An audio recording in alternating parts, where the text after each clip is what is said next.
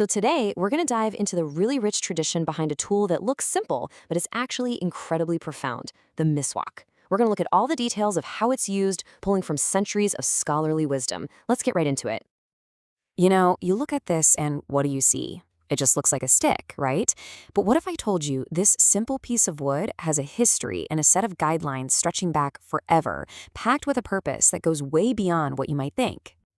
All right, so to really get what this is all about, we've got to start from square one.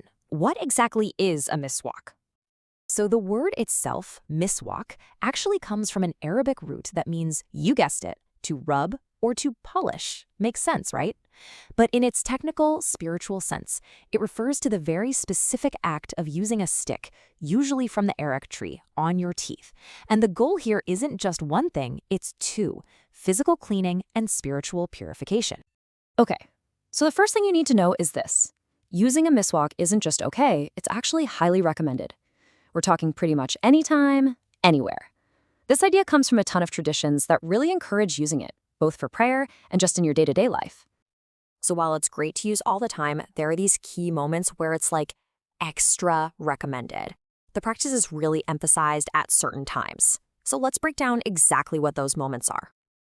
Okay, so three big ones really jump out. First, anytime the state of your mouth has changed. Maybe you've been fasting or been silent for a long time, or you just ate something with a real kick like garlic. Second, right when you wake up from sleep. This is straight from the prophetic example. And third, just before you stand for prayer. And it doesn't matter if it's a required prayer or a voluntary one. And the list keeps going. It's also recommended during the ritual washing, wudu, before you read from the Qur'an, and right before you go to sleep, even when you're just entering your own home. And get this, it even extends to some of the most profound moments in life, all the way up to the very end. So it sounds like you can use it pretty much 24/7, right? Well, almost. There's one very specific, very subtle exception to the rule, and it all has to do with fasting. You see, for someone who's fasting, the day is kind of split in two. In the first half of the day, before the sun hits its highest point, that's called zawal, using the miswak is recommended, business as usual. But then, in the afternoon, after zawal, its use is discouraged. Now, not forbidden, mind you, but it's considered better to hold off. So, what's up with that? Why the switch? And this is where it gets really, really interesting. The whole reason for this rule is rooted in this beautiful prophetic idea, which says that the change in the breath of a person who is fasting is actually more beloved to God than the sweet smell of musk. So that unique scent, it actually has a name, khuluf. And the idea here is that it's not something you want to get rid of, like bad breath.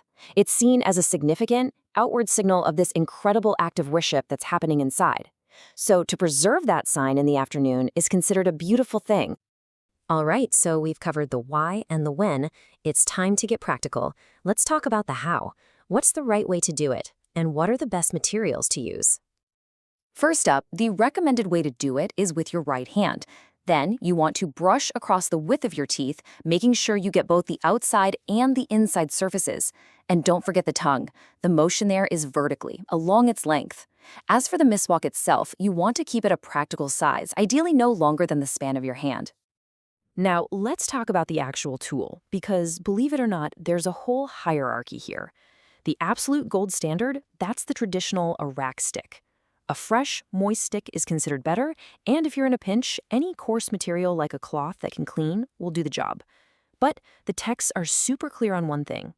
Just using your finger, yeah, that doesn't quite make the cut. By now, it's probably pretty clear that this is about way more than just clean teeth, right? The benefits are seen as both physical and, honestly, profoundly spiritual. So the number one reason, the biggest benefit that's always mentioned, is that this simple little act is a way of pleasing God. It's taking a daily habit and turning it into an act of devotion with a divine purpose. And yeah, of course, you've got the physical benefits that you might guess. It's known to whiten teeth, get rid of plaque, and strengthen your gums. Things that, by the way, modern science is starting to look into as well. But then, things get metaphysical. Get this. One tradition says that a prayer you do after using the miswak gets its reward multiplied. And not just by a little bit. We're talking 70 times more than a prayer without it. 70. And finally, it all comes full circle, right back to the most significant moments. It's believed that being consistent with the miswak actually helps ease the soul's journey at the end of life and helps a person remember the declaration of faith in those final moments. So that really leaves us with something to think about, doesn't it? In our world of electric toothbrushes and complex, fleeting routines, what's the value of a simple, natural stick? Perhaps it's in transforming a totally mundane act of cleaning into a mindful, spiritual ritual, connecting our physical bodies to our spiritual selves, one moment at a time.